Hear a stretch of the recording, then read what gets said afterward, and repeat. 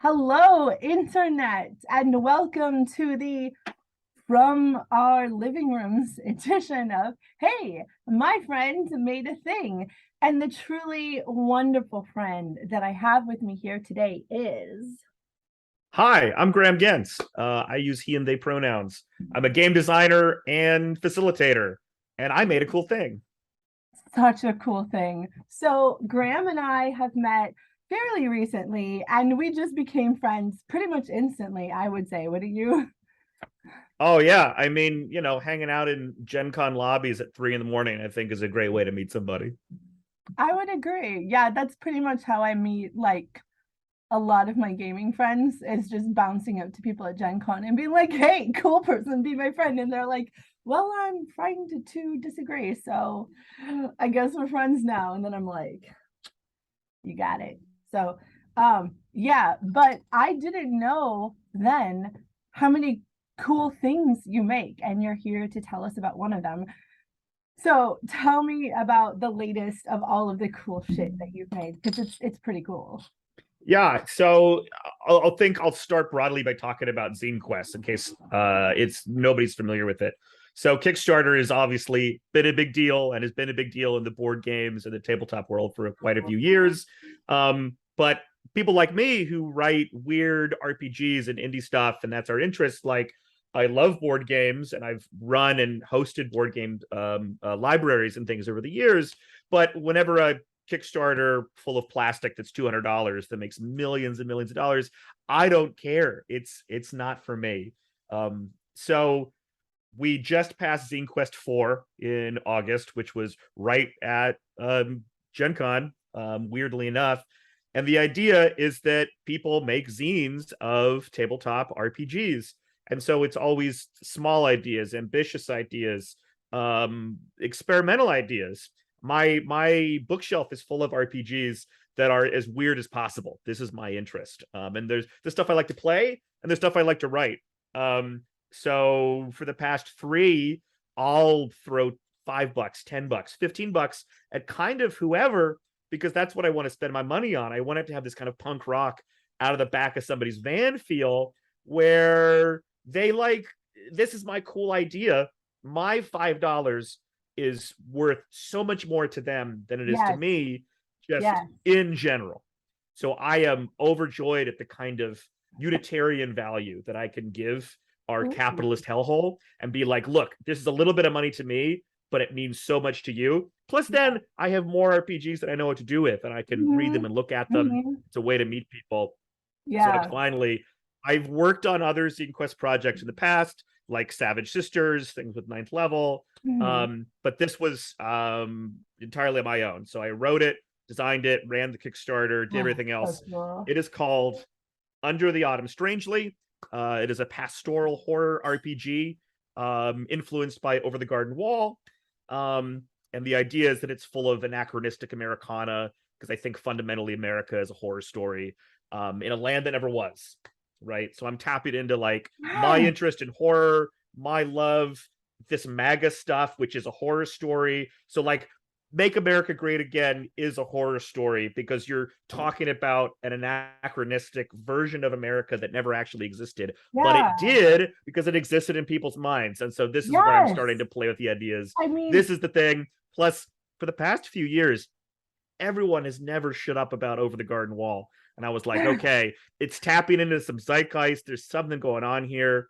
It appeals to so many different kinds of people, which is what my yeah. my design started going. I like it because I think Pottsfield is the coolest thing ever. The episode where you have a weird cult and vegetable people, but a lot of people are like, but it's so cute, and I forget that it's also cute and not just like a weird horror cartoon. Mhm. So that is where I started. How do I have a game that's mutable, that combines with different kinds of people with their attitudes, their desires at the table? That's Under the Autumn Strangely. It's fantastic. There was an episode of Torchwood, which I don't know if you ever watched Torchwood. It's set in Wales. Um, and I'm sure the writers of this episode thought they were so fucking clever when they named the episode. But it's called Countryside, only it's Uh-huh. spelled so that countryside is CIDE, like Mm. homicide. And it's just like, yes. Wales, countryside murder, obviously. The thing it's funny that you mentioned MAGA, because before MAGA there was Tea Party, and Sure. before Tea Party there was OG Tea Party, which was never I mean, you missed about 200 years of bullshit, but yes, absolutely. right. You know, Tea partiers just used to be the people who lived in the mountains and didn't talk to people and would right. chase you off their land. But like Now we just call them Party, libertarians. it's it's a lot like Superman, right? It had exactly like 2 months as an actual thing before it became a story about a real thing and was immediately co-opted, right? And it seems to me, and to you also apparently, that the story of the US is a story of places and people and things that never got to be just a thing. They were always immediately made into legends because the churn of, well, the US as like this new colonized place is that time is so uh different here, that the churn of history happens at such a compressed rate that everything is like immediately mythologized, immediately a story, immediately co-opted, immediately a thing that's not a thing but a symbol of a different thing. And I feel like you had your finger on that so hard.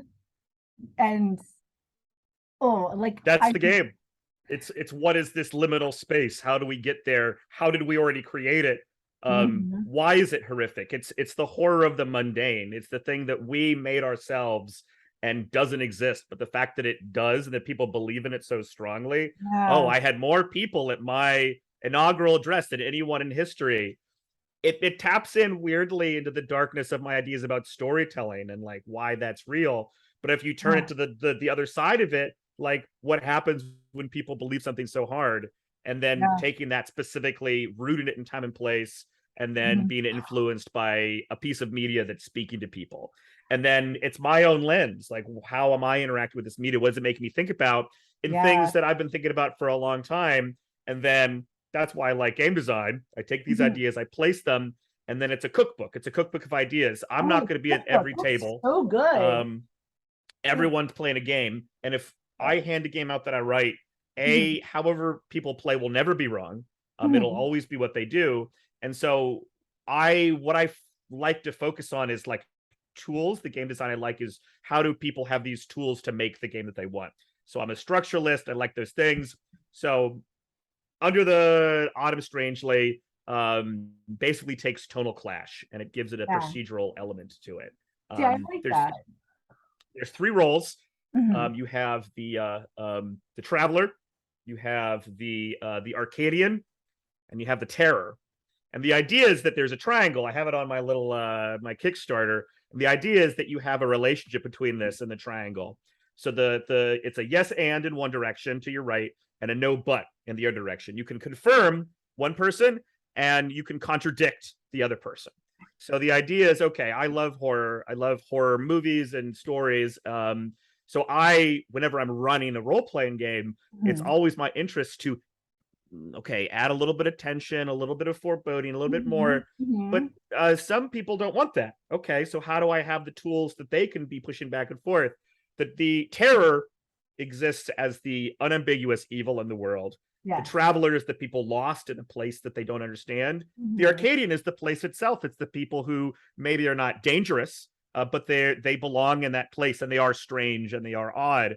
But unless there's an interaction, that's when the unknown starts to become dangerous and excitable. So the Traveler, you're the children lost over the hill in this woods. You cannot contradict anything the Terror says. The Terror can contradict things that you say, but you can contradict the Arcadian, which is the place you are, because that's you trying to find normalcy. So this is what you're able to do. So I don't like games with a hierarchy. I don't like games that have like the Gygaxian tower where you're like subjecting story to people. Players aren't empty vessels. So I love GM-less games, and I like games where you rotate GM. People are often too scared. If people have PC'd for a long time, or if the only thing they've ever tried is D&D, they look at the DM role and they're like, that's too hard, that's not for me. It's not true. It's fun. Everyone can do it. You should do it. Everyone go do it right now. Do it. Everyone. It's so much fun. And it makes you better at PCing. Every time I GM, I'm like, I want a PC again. Every time I'm PCing, I'm like, oh, I can't wait till I run a game again. Or at something like Microscope, where everyone always shares that responsibility. These are my favorite kinds of games. You'll love this. I always tell people the number one best thing to make you a better role player and game runner is watch pro wrestling. Love pro wrestling. If you learn about wrestling booking, you will 100%. Have we not talked about wrestling, Shu? How have we not talked about pro wrestling? It is. I just went to an indie show in Queens for my birthday. So it's called House of Glory. Small people come through all the time. So it's like Malachi Black and AEW people. Pentagon Jr. was there, and he embraced my friend. He came behind us. We were in the back, and my friend went, "Hey man, nice match." Penta embraced him, did the like hand hook go in. My friend turned around, my jaw hit the floor. And so now my friend obnoxiously will refer to as Penta as his best friend. That's beautiful. It was awesome. Dude, I went wild with the guy in Lucha Underground. Okay, speaking of shit. Okay. Speaking of in Lucha Underground, storytelling, right? No one ever thought of this. When I tell people about why Lucha Underground was so like mind-boggling, I was like, they pay attention to who knows what. People are like, why is that so, groundbreaking? I was like, no, you don't get it. We see things happen backstage and the announcers don't know about it. And people are like, well, yeah, they weren't there. And I'm like, no, you don't get it. This is totally new. People don't know things that they didn't see happen. And people are like, is that not usually how wrestling works? And I'm like, no, we just weren't supposed to think about it. It's like nothing will ever make you think deeply about how storytelling works as much as pro wrestling. But like, yeah. When it's visual storytelling, it's physical storytelling. Yes. There were two incredible matches that night. House of Glory is also a wrestling school, so it's really cool that all the new students come out and do their stuff, and the crowd is like really warm. And it's in Queens, so it's like a really diverse group of like fans, really queer, like really like all kinds of POC, like awesome, way different from other like WWE stuff I've gone to in the past. But love the like the indie houses. But two great matches. And afterwards, there was all this talk about these physical storytelling, about what was going on, the callbacks, the things that were happening, the build, the drop, incredible, like really strong professionalism. People from Ring of Honor who were there now, like former champions, and now they're like in this like 200-person room. And I'm like, you can tell these people have been like crushing it for like 20-30 years and top of their craft, like exceptional storytelling, wonderful thing to do. Like it's like Dragon Ball Z meets Cirque du Soleil. There's your pro wrestling metaphor. Yeah, no, literally. I always liked the phrase stage combat live action soap opera. Sure. Yeah. I find that people, when they hear soap opera, they'll like kind of recoil a little bit. So I'll be like, no, it's like Joseph Campbell. It's like good and evil and betrayal and brothers and mentors, and like it's that kind of storytelling. Yeah, it is, but people think soap and they're like, oh, it's like Days of Our Lives. I don't care. That's what I'm saying. Look down on I'm not saying it's wrong. Yeah, like I will watch the most highfalutin kind of like. I love Werner Herzog with my whole heart. I would die for that man. I love Werner. Werner's the man. Not even if he noticed me, just so he could walk on me. But like when I can't sleep, I'm gonna watch trashy vampire shows.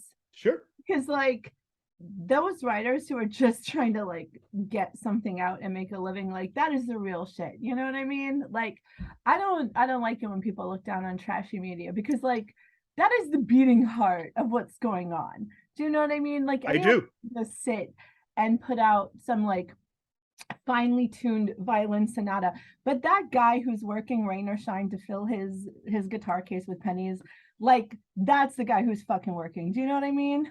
I think about like people who write jingles for like commercials. That's a person who studied music their entire life, knows it cracked inside out, Yeah. and has to crank out these things that are part of Yes. like a Swiffer commercial. Nobody Yes. calls that high art, but it is, because they're working, they're an artist, they're a Yeah. craftsman. Beatles Like, wouldn't I have love been thinking about so. little jobs that nobody thinks about. Yeah, yeah. Like the Beatles wouldn't have been the Beatles if they hadn't spent those years in the German clubs just fucking playing every goddamn night, just working. Like, I think there's such a lack of recognition to that. Well, there's a lack of recognition of the worker in a lot of, well, that's a whole other thing that we could get into. But We we already would dropped be the MAGA here stuff, so for a while. Yeah, yeah, yeah. So for real. I imagine you like Alan Moore. Really quickly, the only reason I brought him up is because he has this quote about writing where he says, don't just read good writers, read bad writers, read bad writing too. It'll teach you more than good writing will. And I'm like, Alan, you continue to like crush it. Everyone thinks you're a crazy person, but you're just like the most sane person I've ever met. I deeply, deeply love Alan Moore, but I also I respect Alan Moore because I think there are too many people who write Superman subversion stories who hate Superman, and I respect him for being like the one person who's subverting Superman that actually gets it. But like, which I didn't myself until I saw him do it. But like, I resent him for writing sex scenes like a person who's never had it. He writes the most unsexy sex in the world, and it makes me feel gross, which of course is his fucking intention, but I resent it. But then he goes and writes the fucking sexiest fucking shit in the universe, which is just like Swamp Thing. And Swamp Thing, hell yeah. Alan Moore, you had it in you. Why would you? Him and Neil, they have the very unsexy sex scenes in their bibliography. But I know that they could do it if they wanted to. They just, because that one Swamp Thing exists where they're just like getting high together, and I'm like, where was this when I wanted it? You're just doing this on purpose, you kooky British wizard, you. When I was 16, I worked in an abattoir, and I learned all about the things that I will learn. They're just abattoir. Whenever I want to feel like put myself in the Alan Moore headspace, I just say abattoir. It's like whenever you want to get into a Werner Herzog, you just like, oh, it's Werner Herzog. The complete meaninglessness and violence of life. Not violence, but it is definitely like the floating purposeless of which we will speak. You have to talk about the void which we will never feel. Yeah, like, love Werner. Love Werner. Talking about chickens, the stupidity. The stupidity. Yeah, the stupidity of the chicken. You stare into their eyes and you see an endless void. Yeah, the chicken one's pretty classic. I love the documentary about Antarctica, because he spends the first 15 minutes bitching about how he's not gonna. They wanted me to do a documentary about penguins and I refused. And then he eventually does find penguins and he's like, no matter. And then he's talking to this guy and he's talking about the penguins, and in the middle of nowhere Werner goes, do you know of any penguins that go deranged, that become insane? And the guy's like so uncomfortable, and immediately is like, no, I've never seen it. And then it cuts to a penguin wandering off into the ice, like disappear over the horizon. It's the wildest shit. You can see the beginnings of Heath Ledger's Joker in this one Tom Waits interview. When he's all smashed. You know, the one where he's so. Oh yeah. No, he's just fucked up. This is like British chap guy who's just he's like really trying to keep it together. And he's like, he's just fucked up out of his mind. You make this so much and he's like twisted up, and he's flipping his cigarette around. He like drops his cigarette 10 times. Twisted, monstrous figure, just being like, I'm gonna stop your fucking interview, man. And this guy's just like, I'm British and I'm just gonna plow forward. Let's do this. And you're just like, this is madness. That's just Tom Waits wasted. Like, there's nothing complicated about it. He's just way too drunk to be on TV. Yeah, I mean, I think the thing all of these three people have in common is there are just some humans you're really glad you got to share the planet with, you know? Yeah. That's how I feel about Alan Moore. Like, wow, I'm really glad that's a person that exists and that I get to like share the I planet with. not just share, but like think about the sheer number of artists who have made stuff that you will never know their shit for whatever reason, the chaos of the universe or whatever thing. And the people who happen to be famous in and of itself is a thing, but it also means that like people have read their things, they've seen their art, they've experienced their stuff.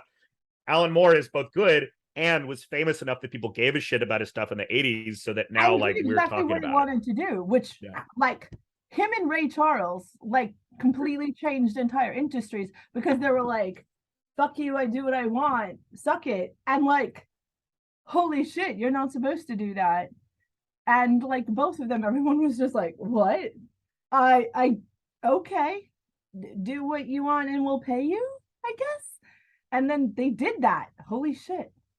The sheer amount of music you and I will never hear is insurmountable. I know. When I think about that, like the fact that we have the Iliad and the Odyssey, but like it was part of this vast network of stories that this one guy just like put together, and then everyone slapped that guy's name on it when he was literally just a collator. I'm not a Viking guy, particularly like modern day. I feel like there's a lot of associations with like white supremacy and shit. But I think about how the only form of Beowulf is this like Christianized version of the story, where the only one was written down. There's all the fucking weird god stuff in it, and we will never probably. I mean, who knows? Maybe it's locked in a tomb somewhere. We'll find like the lost non-Christianified Beowulf. The fact that it's one of the oldest stories we know, and it's like hundreds and hundreds of years after it was made, right? I am a Viking guy. That's why, because like I need to like keep it right, like away.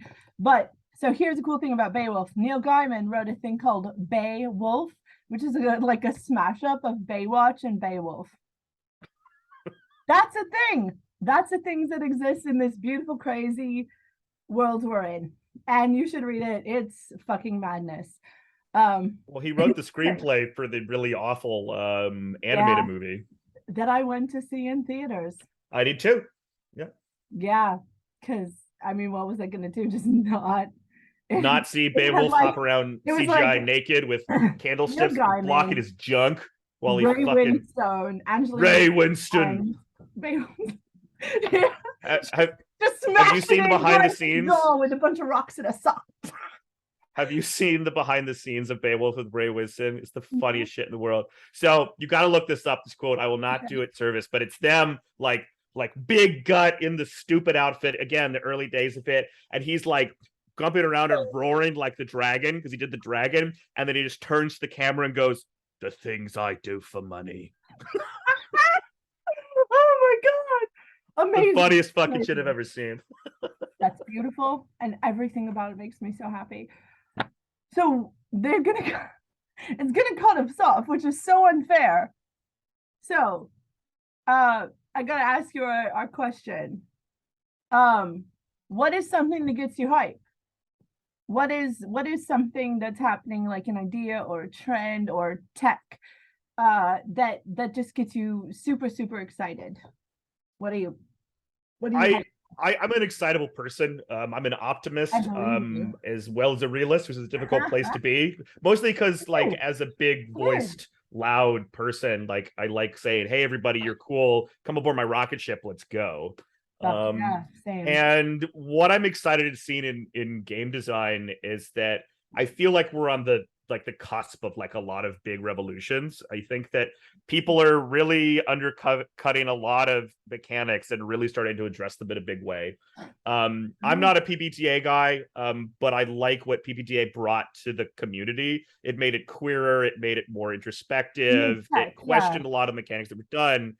I think there's far too many of them, and I think that belonging outside belonging is starting to focus in on what is good about PPTA in a better way. Things like Sleepaway do a great job of that. And I feel like finally people are starting to say, okay, well, why do we roll dice? Why do we do these things? What is consent? Bringing in safety tools from like Scandinavian LARPs completely changed the way that we talk about games and why. And I'm excited for the next big jump. The next step. I think it's coming, and I'm really Because we excited never about it. see it People right away, want it, are right? asking big questions. Yeah, I it's think always the thing that comes after the thing that starts it, right? right. Yeah. I feel like that there's this uncomfortable thing on Twitter with the discourse, and it's a lot of navel gazing and complaining. And I think that once that's pushed past, I think that the real stuff is happening, and I'm really excited to see what is the next game that I'm like Blades of the Dark. Everyone loved because I think it's the coolest role-playing game probably ever made. I think that there's like 2 or 3 mechanics I love, a lot of stuff that I ignore, and stuff I've never used once. And I'm waiting for the game that everyone agrees, yes, this is exciting, it's new. Oh my God, of course, we've been doing it this certain way, we've been doing it wrong for 10 years, 15 years, our whole lives. And I think it's coming. I think it's coming right now. There's all these games that I read that I have too many to play, and I'm really, really pumped about the energy that's in the community right now. Oh, me too. Man, what a fucking good answer. I'm hype about what's coming next. Man, I totally agree with you. I'm hyped too. Like, okay, yeah. That's we have talked about so much today, and I am so glad we finally got to sit down and have this talk, because like I've been looking forward to it. And thank you so much for having this talk with me today. I'm really looking forward to directing everybody towards all of your shit, which of course will be linked down below. That's right.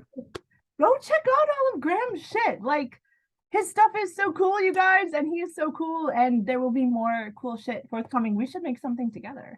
Yeah, let's do some 6-string. Let's do some RP stuff. Yes. Do some desert New Mexico-based pastoral horror. Every year for Free RPG Day, 9th Level Games puts out a RPG anthology. I've been in 2 of them, and the upcoming one is endings and epilogues. Ooh. So I'll share the link with that. Please, people submit the games. We pay people to put the games in, and then people get it on Free RPG Day. So if you're looking to publish stuff, if you're looking to get stuff, the 9th level, the level 1 anthology is what it's called. The last game I wrote for it is called Old Gods of Media. Ooh, that's which is basically my people have been like, it's American Gods, and I'm like, no, it's more like Small Gods. That's cool. An idea, like I was obsessed with the idea of Garfield like mutating out of control as this cultural icon. Oh, so I was like, okay, so let's write an RPG about how you go from a nobody cartoon to Mickey Mouse to conquering the world. I have to show you about or whatever. Oh my God, yes. It's free online. Go check out Small Gods of Old Gods of Media. Yes, I want to play that now. Yes. Okay, amazing. Graham, thank you. And everybody, we're gonna make cool shit together. So stay tuned for that. And go check out Under the Autumn Strangely, which I cannot wait to play for Spooky Month. Woo! And happy Spooky Month to everyone at home. Happy Spooky Month. Yes, we love you all. Yeah. Okay. And have a fun time and stay safe, everyone. Bye.